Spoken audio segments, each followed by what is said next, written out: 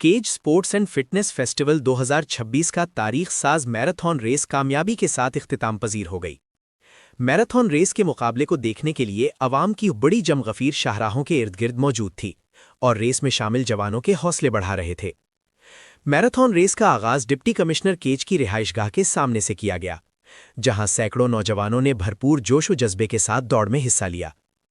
5 kilometre तवील इस race का इख्तिताम क्रिकेट स्टेडियम तुर्बत में हुआ।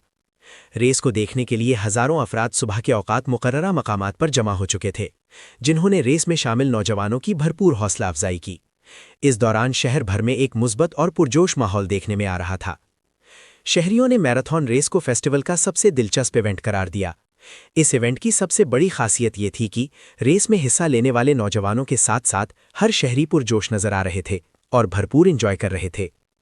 रेस में पहली पोजीशन तुर्बत जुसक से ताल्लुक रखने वाले नौजवान अयाज रहमत ने हासिल की, जबकि दूसरी पोजीशन मोहम्मद जान, जिसका ताल्लुक पंजगौर से है, तीसरी पोजीशन तुर्बत मलिकाबाद के रिहायशी अदील अहमद ने हासिल की।